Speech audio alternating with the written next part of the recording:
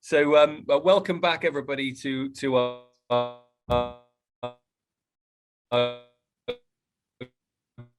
Green Skies Green Skies Future. It's a good and hear a little bit more from some of the sort of the leaders in the field in some of the key areas supporting the foundation industries. We've had a series of talks up until now, some focused on skills, some focused on metallurgy, some focused on supporting some of the key sectors in key technology areas. This one's more of an underpinning thing, which is really going to transform many of the industries around foundation industries, and that's on the digital technologies.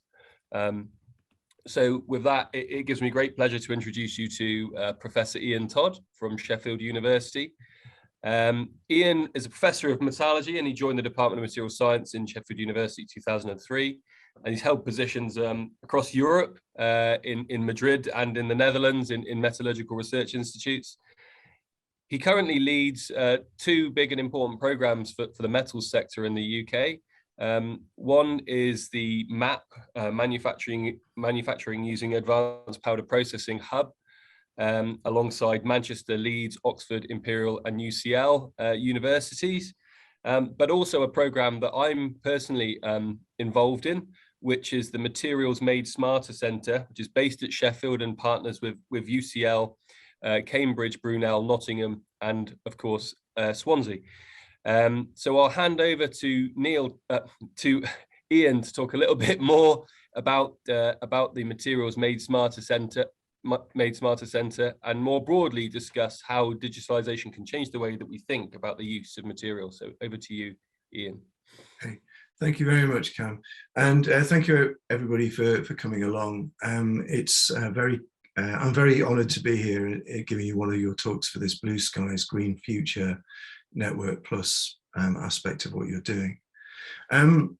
So I pose a question as a starting point, which is, can digitalisation change the way we think about and use materials?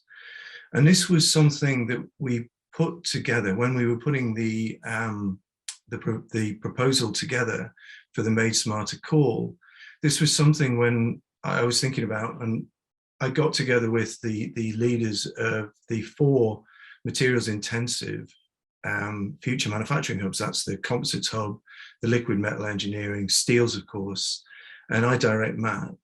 And I thought we could do something collectively that we wouldn't be able to do individually. And the questions that we're able to address when we come together are, how can we change the way we think about it across the whole sector? Now, we're supported by UKRI, and this is a Made Smarter innovation project, and I'll talk about what that is in a minute. But we also work with colleagues in the Institute of Work Psychology, because as I'll say right close to the end, we can't do this without people. So this is an important thing. We've got to think about, how do we transform the industry? How do we make it possible to go on the digitalisation journey that we need to as a sector? So I'll shift onwards. So the Made Smarter Innovation Network. So in about 2017, there was a report issued into government called Made Smarter. And this is a £147 million project to develop digital manufacturing ideas more rapidly in the UK. And there's actually a lot of different strands inside of this piece of work. So there's an area on standards, looking at interoperability. There's quite a significant strand on collaborative R&D.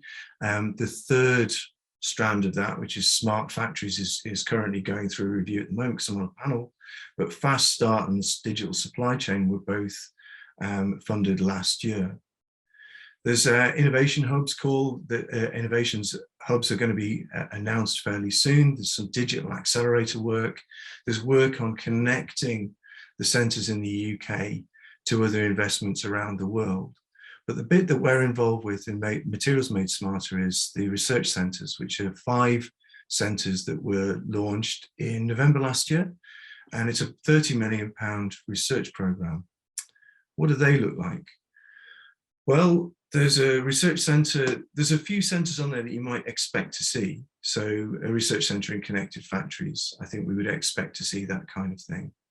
There's a research centre there in collaborative industrial robotics, and I think that that was the kind of thing that everyone would be expecting to see. But there are perhaps three less obvious ones. And I'll start with the people-led digitalisation, which is led by Bath, which is an incredibly important one. And it's actually one that we see unites all of our activities across all of the 5 hubs. So this is looking at people's attitudes and how do we bring people along on that digital journey when we're transforming the way that people work? How do we make sure that people get more out of their job? And how do we make sure that people feel comfortable moving into new roles where digital aspects are more prevalent? And there's two where there's a lot of crossover. So the first one is the Digital Medicines Manufacturing Research Centre, which is led by Strathclyde.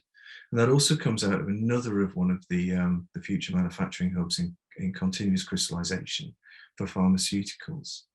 And of course, there's us, which is the Materials Made Smarter Research Centre.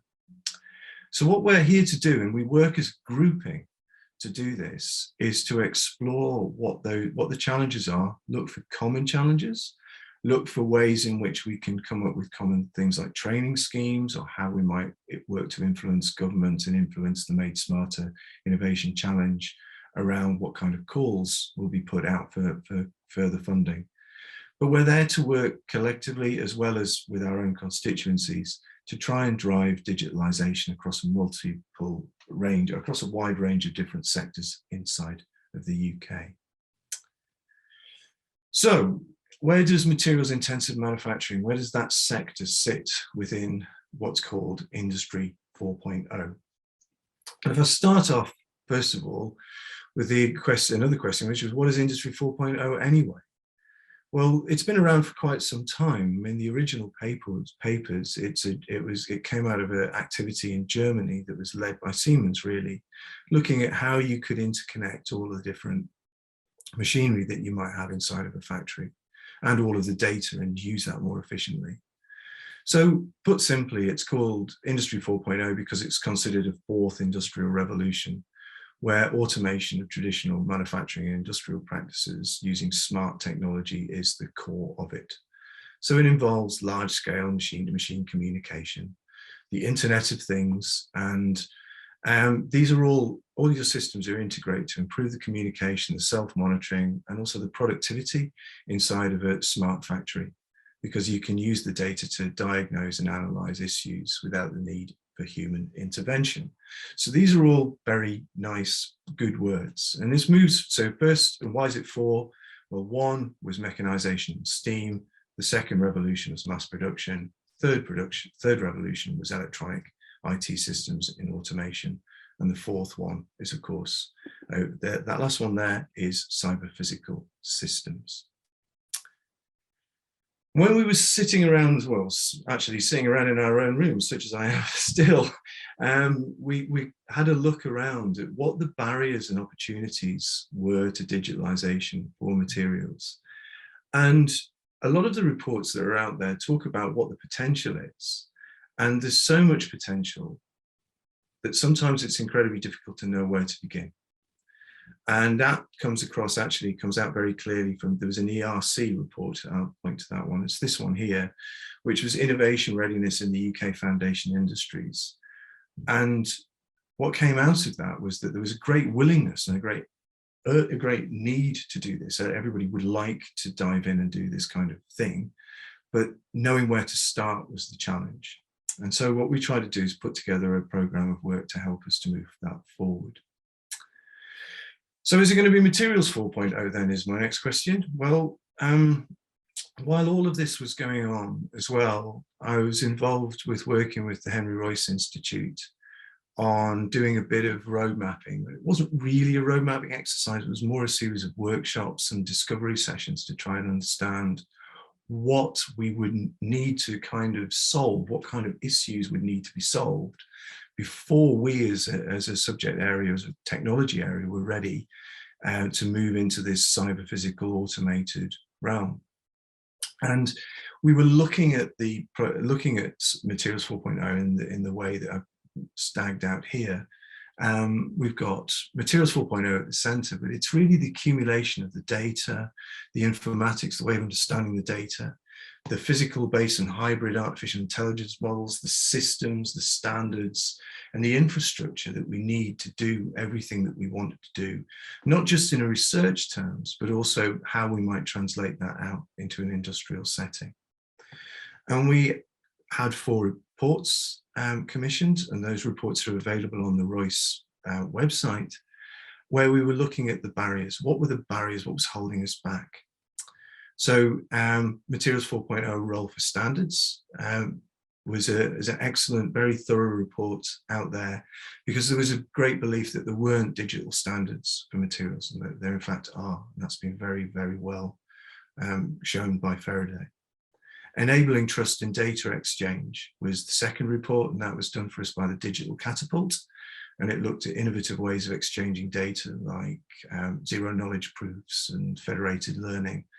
And I think it demystifies some of the potential ways that we can exchange data that doesn't disclose what that data contains to other people. So how do we maintain security?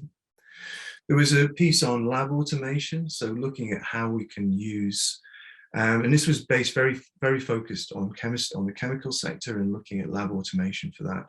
But also it looked at the potential for automation of particular roles inside of production to enable humans and robots, and humans and artificial intelligence to work collaboratively.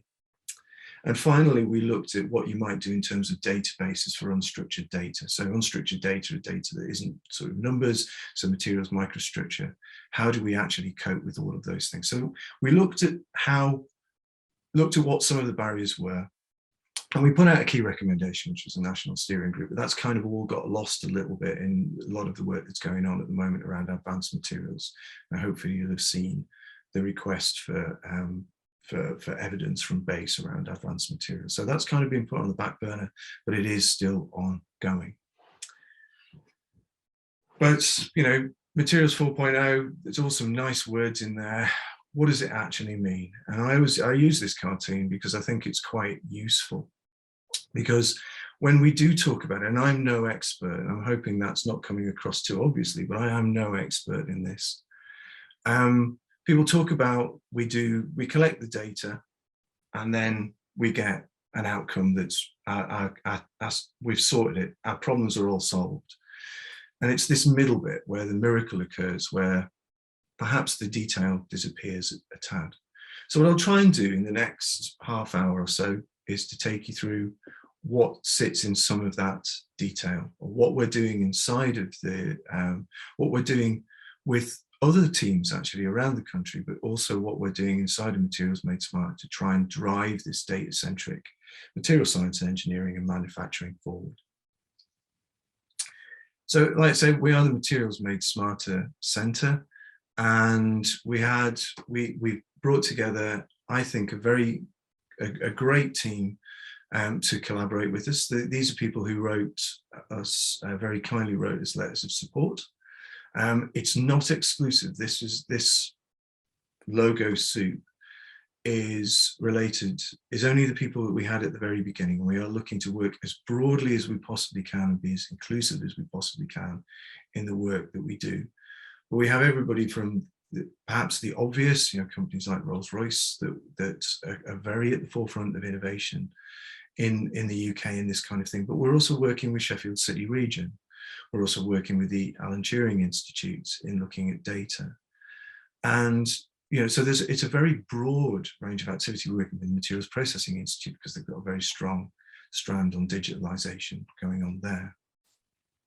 So, but what are we doing? The vision that we have is that the digitalisation of materials thread in manufacture will drive productivity improvements and also help to realise new business models in material intensive industries.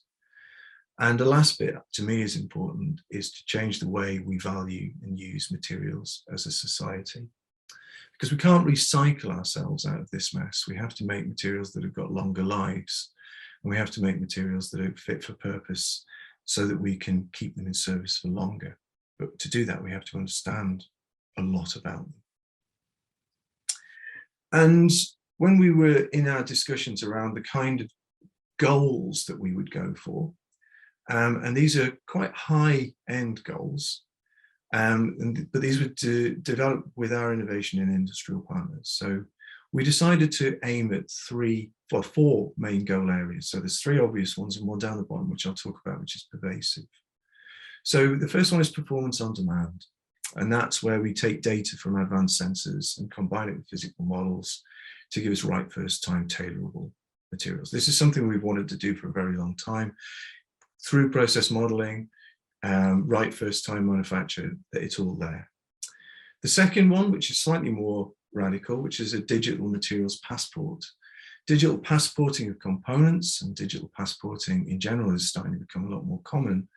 But how might we turn this and use this for materials? Well, how do we aggregate the data and extend that into service to allow us to quantify and analyze performance, and also to reduce material waste through guaranteeing material state in service? Those two things allow us to look at new business models. And the model we chose to look at, and it's not the only business model, it's just one area to look at. We can't boil the ocean, we've got to choose something to go after, was the idea of materials as a service. So if we can understand how we've made it, we can monitor it during life, and we can understand what's going on, and we can add to its passporting for particular material types, can we look at through life certification? And if we can that enable new business models and new businesses to grow? In fact, because that's the kind of thing that we're after trying to drive. But we want to do all of this in a responsible and inclusive way. So like I said at the beginning, this is about people, and we're looking at responsible and inclusive digital innovation as being important to that. Because most of the foundation industries are founded in place. And normally in the past, when something like digital or automation's turned up, it's caused a lot of concern because it normally creates a reduction in the number of people needed in those sectors. What we want to do is find a way of making it something that creates great sustainability of the sector, and potentially also growth of new sectors and new businesses around it. So the way that we're structured, this isn't desperately important to what comes out next, but we're focused around 4 pilot lines that are owned by each of the future manufacturing hubs. So there's one on steels, which we call big metallurgy. There's one on composites. There's one on extrusion of aluminium. There's one on autonomous additive manufacturing, which fits the 4 manufacturing hubs well, and it allows us to engage with the partnerships inside of that.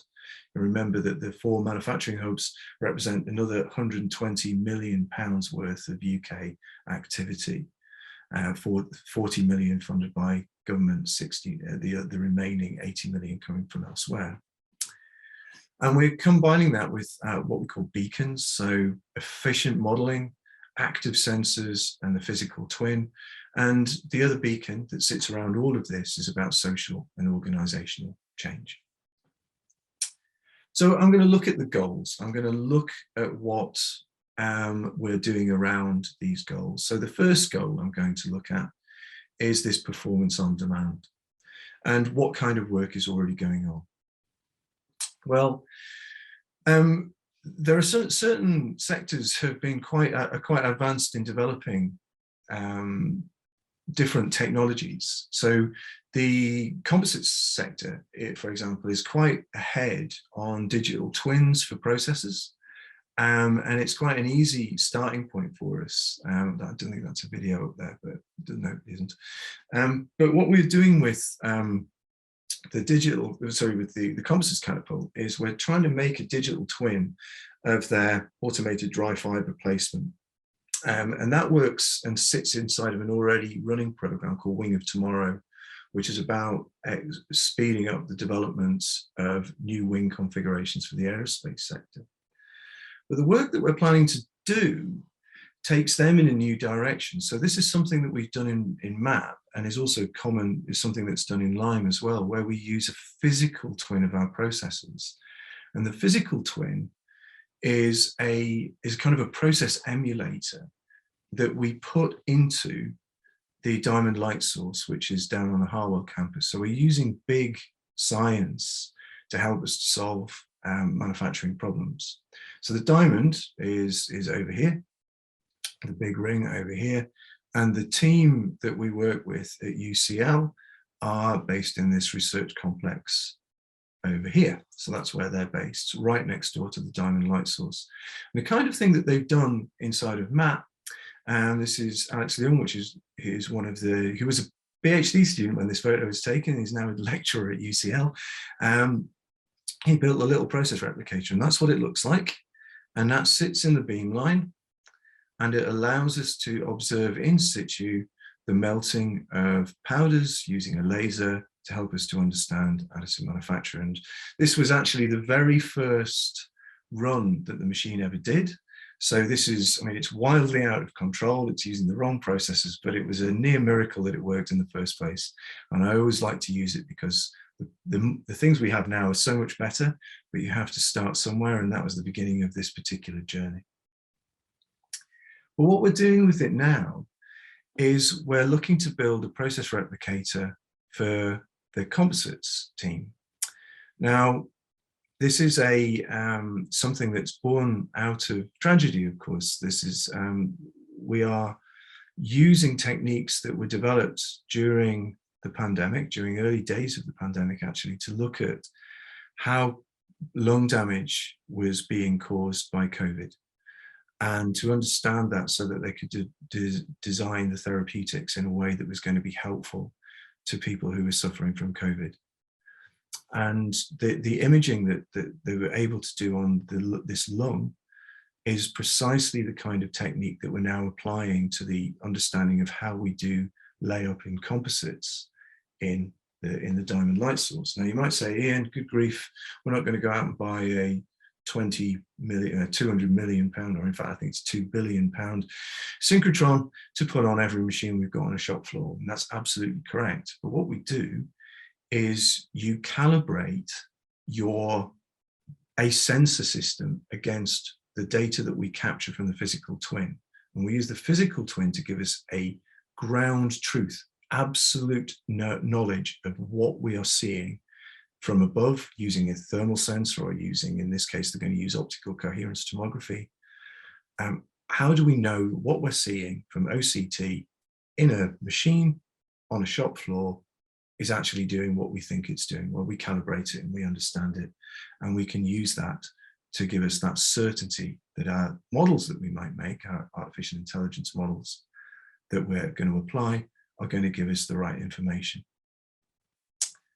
The other thing that we're interested in doing is putting models, which have often been very complex and time-consuming, finite element models or molecular dynamics models. In this case, it's actually finite element. We want those to run next to the machine, so it takes live information directly from the machine, and we use the models to help us to do the correction of the processing dynamically, so that we are sticking our neck out and saying, well, our predictions are good enough to actually drive our machines and give us an output that we want. So how do we tailor material properties straight out of an extrusion machine, for example?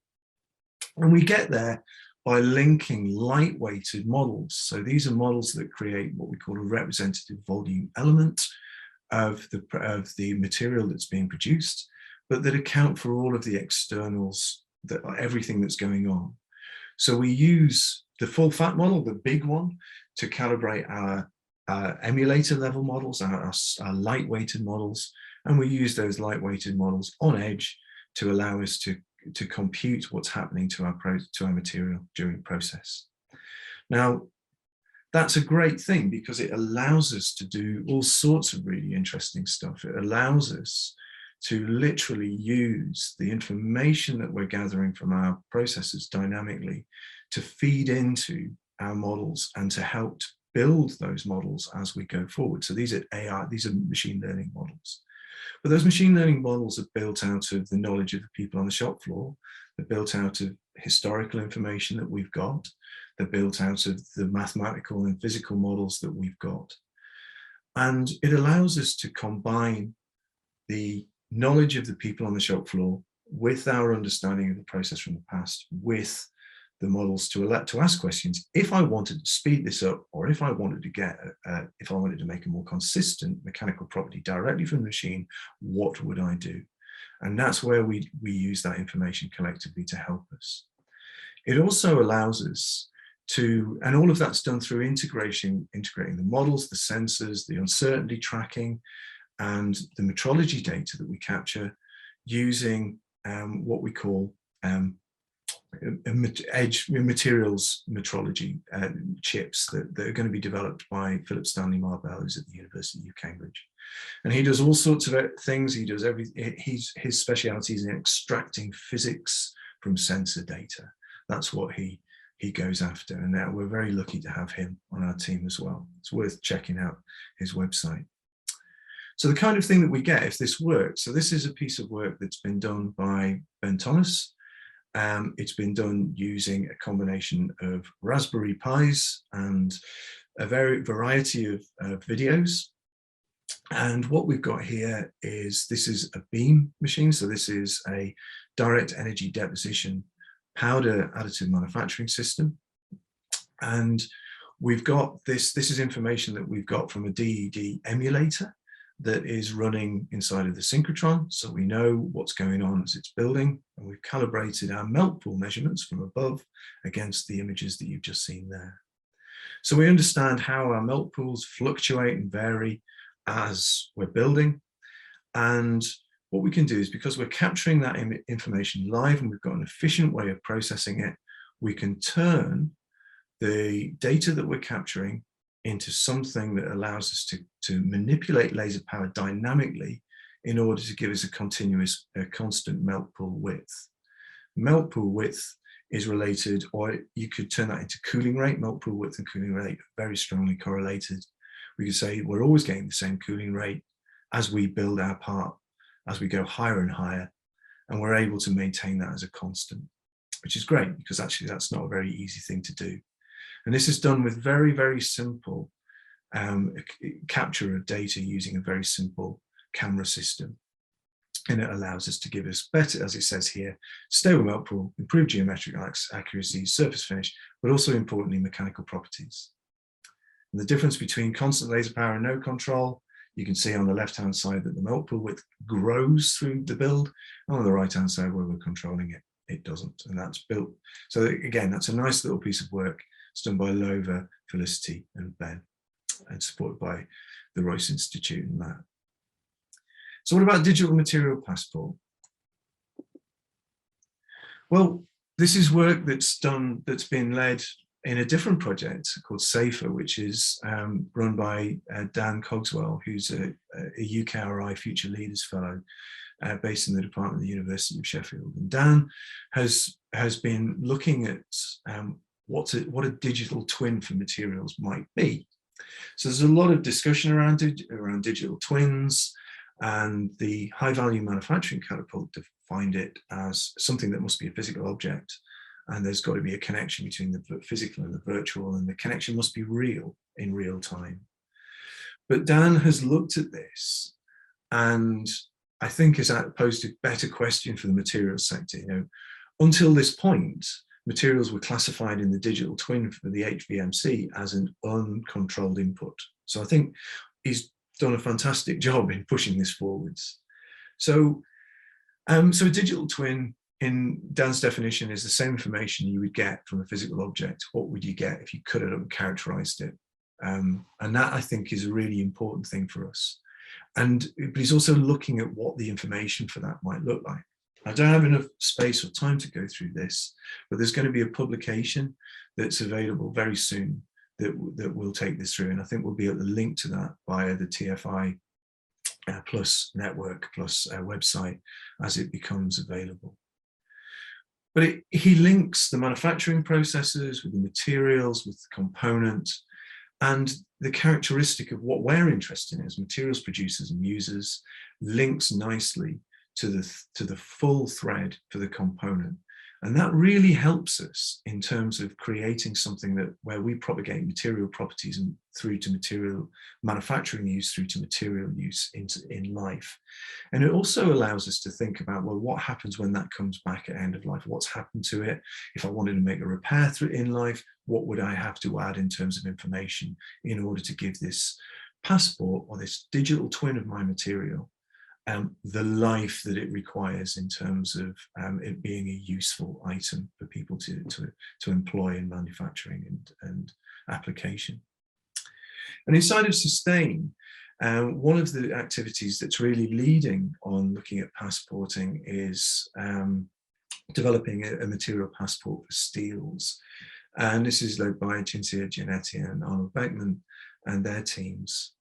And we're also looking as well at hybrid modeling of steel processing. So how do you take the information, as I was talking about before, from a process and a physical model in a process and meld those together in order to give us something that's a fast, useful, live, active model for helping us to control things like blast furnaces, for example.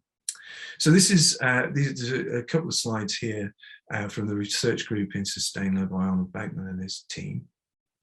And so this is one around the digital refinery. So this is about building that digital model of the process. This is about understanding how we capture information, how we capture and use that in terms of making that process more efficient. I must have skipped that slide into another area. Aha, here. But that's the kind of work that's already going on. Okay. So the last one I want to talk about is materials as a service. So materials as a service sits right at the end. If we can passport materials, if we can aggregate that information, because we're able to capture that information during processing, we can start to think about how we might develop different business models. Now, there are business models out there. So Carpenter Additive, it used to be LPW. They have a powder as a service model. So they will look after your powder and additive manufacture from the very beginning. They atomize it or they bring it in, they characterize it for you. You take it and use it in your process. You send them samples. They look to see when you're moving out of spec. And at the end of that, it's a bit like sale and return. They will take your powder back and they will, you're in a closed agreement with them, but they will manage your powders for you. They will recover and recycle that. In the same way, looking at how you might do that with steels, and steels is a sector that's quite interested in, how do you use steel? How do you make sure that you manage your steels as an asset through life to make recycling, recovery, and reuse a lot easier? And I think this is a really powerful story, really powerful message into the sector, because it is entirely feasible to do this. And the focus inside of the Sustain team has been looking at blockchain technology to provide the material passport so that it's secure. We can give access to people at different levels for the kind of information that they need to be able to access. And you can give those permissions to people to see certain types of information without having to see or being able to see all of it. And I think that's a really interesting aspect of blockchain. For this. And if we're looking at this as traceability and management of a material process, you can actually also manage your carbon footprint. What are your carbon offsets? What has it done in service? What are you going to do with it at the end of life? And it allows you to get a proper handle on what's really going on through your processes and where you contribute to the overarching carbon footprint of the material through service and back into recovery. And this is for more information, there's a link down at the bottom there. But the pilot chain that Arnold's running inside of Sustain looks like this. So it looks, you've got these 6 areas where they're looking to connect all sorts of different things where the blockchain information is required at every step. So that's from procurement through to your contractual agreements, through to creating an open source platform for everybody to be able to go and use. And these are the kind of things that I think learning from one area that's quite advanced in this, and I would say steel's very advanced in this activity, and looking at how would you bring that into aluminium, how do you bring that into that in terms of what it's doing in circularity, how do you bring it into composites, which doesn't really have a circularity strategy that looks like this. I think that that's the real power of this convening, bringing everyone together inside of this bigger, sort of a little bit of an umbrella center really, but it allows for these conversations to be had, which is a place we've not had before. The last bit before I end is, to me, the most important, or one of the most important things. The Made Smarter innovation, the Made Smarter report actually didn't talk about, if you do a word search inside of it for people, it doesn't have people in there a lot. It talks about artificial intelligence and machine learning a lot, but people tend to get left out of this bit of an afterthought. But technologies don't fail because the technologies aren't good a lot of the time. Technologies fail because no one wants to use them. And I'm sure we've all got experience of something that was bought with great intentions, and that you put into your facility somewhere and no one used. And the reason for that is that no one was asked if it was something that was wanted. It was something that was seen as imposed from above, or that they didn't trust it or didn't like it. And in Carolyn Axtell and Karina Nilsson and their team in the Institute of Work Psychology, they're working, and they work across the whole of the Made Smarter network, to look at this kind of, what's the role of digital mindsets, what's the role of our mindset in digital transformation. So this is a really nice little model here. So, and it's based around quadrants. So in quadrant 1, everyone's a skeptic, don't like new technology, not interested. In quadrant 2, you've got a partner where people are sort of, they're quite happy to, they want to get involved, but they don't know how. Quadrant 3 is the master, which is like, you know, where they're very competitive and they need to be the high priest of the new technology. And so they know it, but you don't. And that's what gives them control and power. And quadrant 4 is where we hopefully want to drive everyone towards, which is where we see everything is a win-win. You know, if we all master the technology, we all benefit from it. And of course, there will always be people who are better at it than others, but we hope that everyone's mindset will be that of the change agent. And we're trying to we're working with Karina, and she's developing the standard, you know, well, non-standard actually, questionnaires and ways of discussing this, all the way from the shop floor to CEO office, really, to try and gauge, understand, and help companies go on this digital journey to digitalization. And again, something inside of the sustain activity where they're looking to try and understand the digital readiness levels of companies. How ready are we for transformation? And this aspect of interaction with companies, this aspect of interaction is vitally important if we're going to see people, if we're going to see digitalization really take off in the sector. Now, this isn't something that's common, that's just ours. So this is my last couple of slides.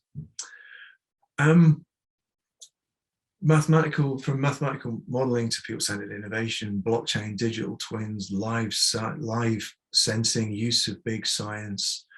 There's actually a lot of digitalization effort going on in the UK knowledge base that's strongly linked to industry. And that's not just in materials, it's in all sorts of sectors.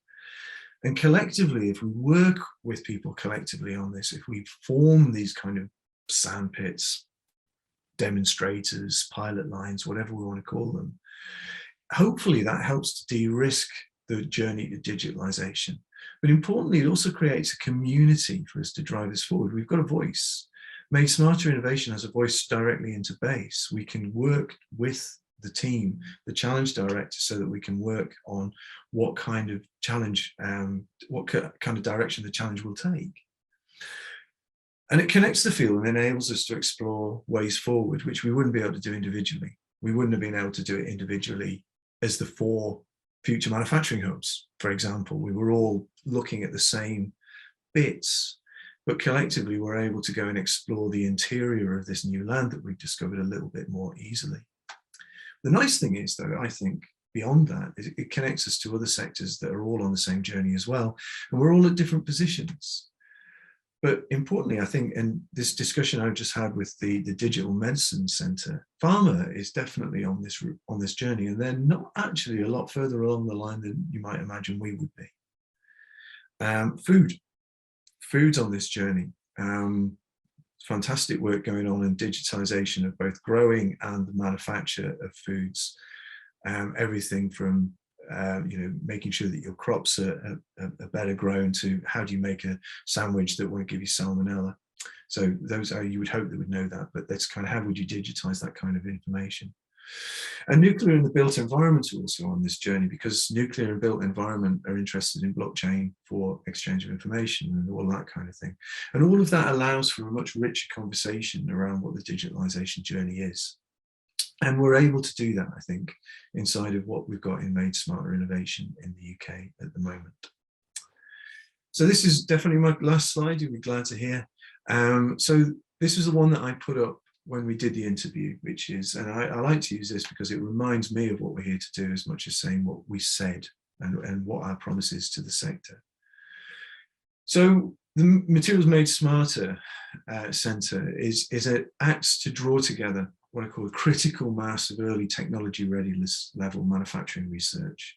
And there's a lot of it in the UK, to work across the full range of the materials intensive industries. That's from foundation industries through the what's called the high value sectors, and to give them both a human and a technological focus.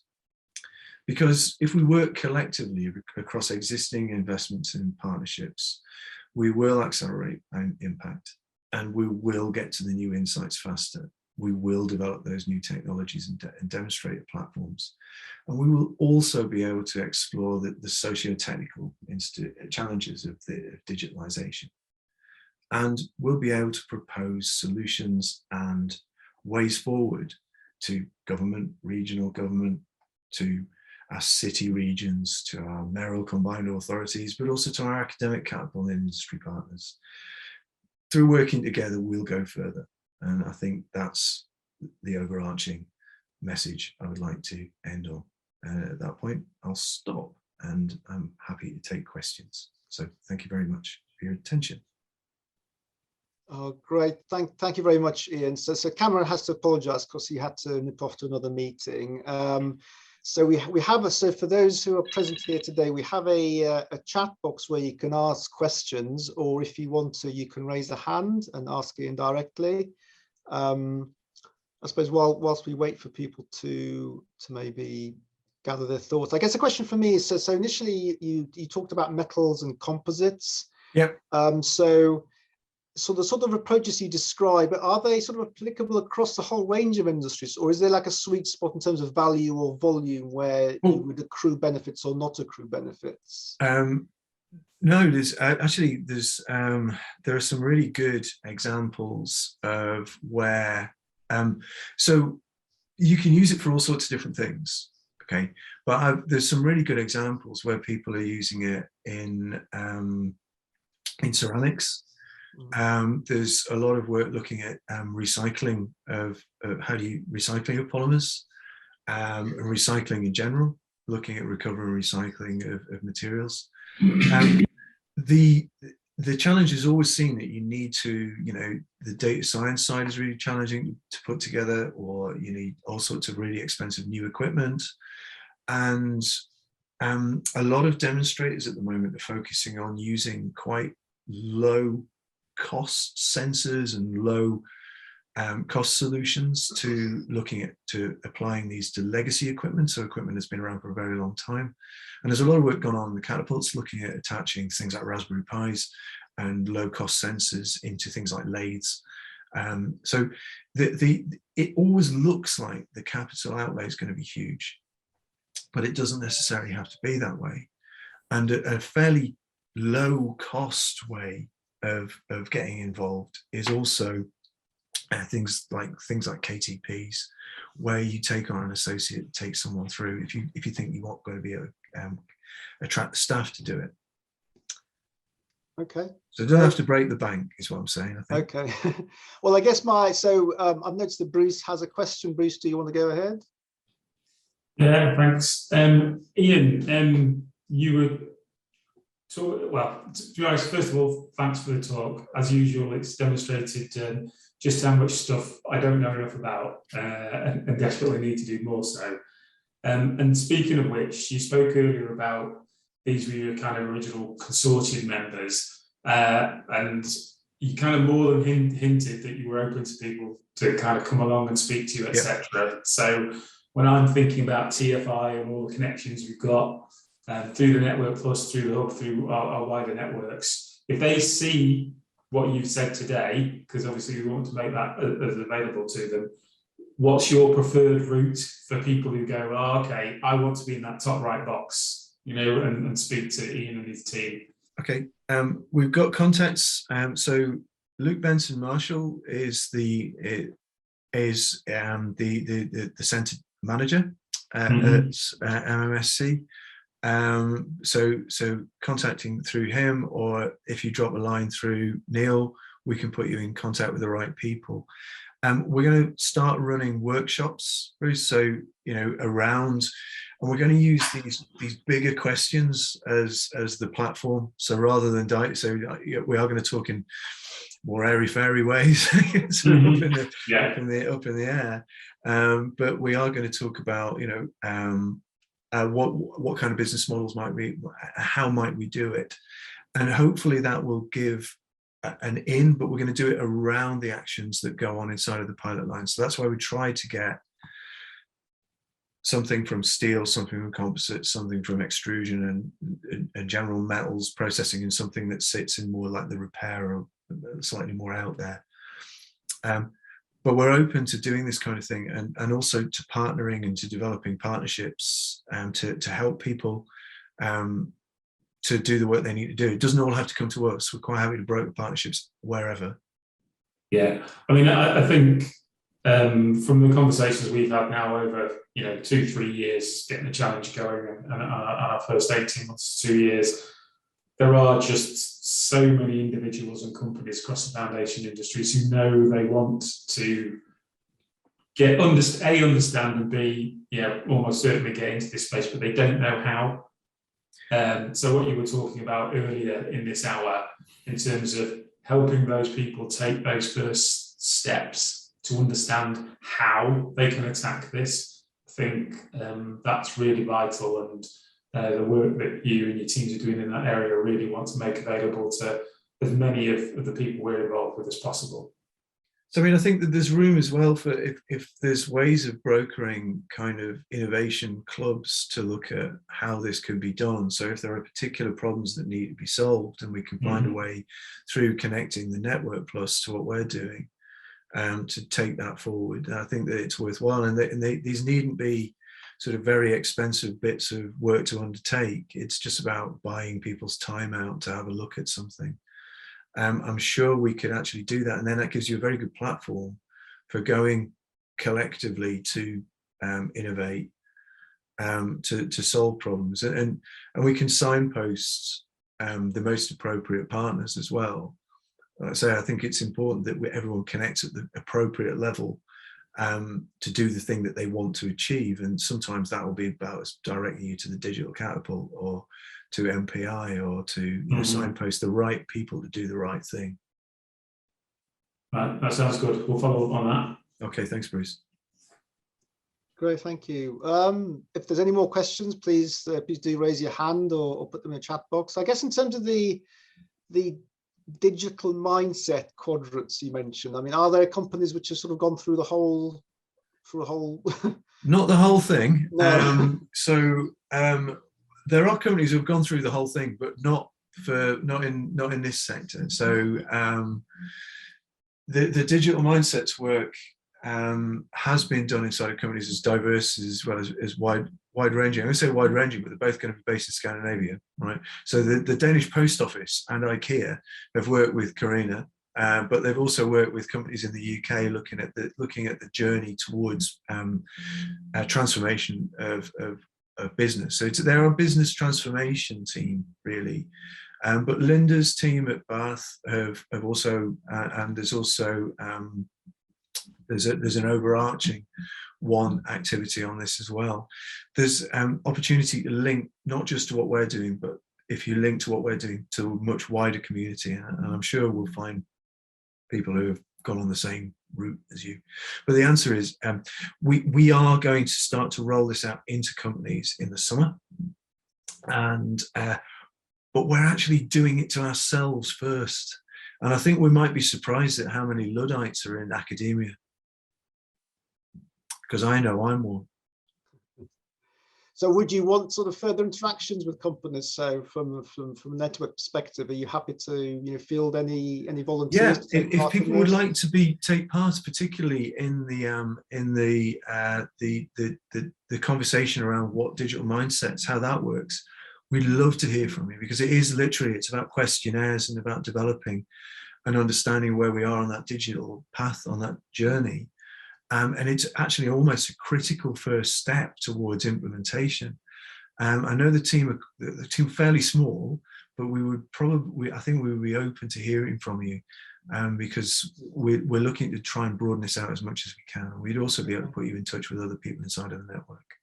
Okay, so I guess so for anybody attending here today, if you do want to take part, it might be easiest just to drop me an email and we can try and make those connections at a later date. Yeah. We don't seem to have any more questions. Magic. I guess we can go ahead and close in that case, unless anybody is going to raise their hand last minute. I see not. So thank you very much, Ian. That was really, really good talk. I will drop you an email just to see if we can follow any of this activity up. And just as a reminder to anybody attending, we do have an open call in this area. So we have a call for academics who may wish to apply for funding to explore these areas. So these are 6-month-long projects funded by the TFI Network Plus. And for anybody who has postdoctoral researchers who may want to apply for an open call, we have also funding for 3-month shorter duration projects. So please drop me an email if there's any questions. But yeah, thank you very much, Ian, and thank you all to those who attended today. No problem at all. Thank you very much. Thank you. Bye-bye. Bye-bye now.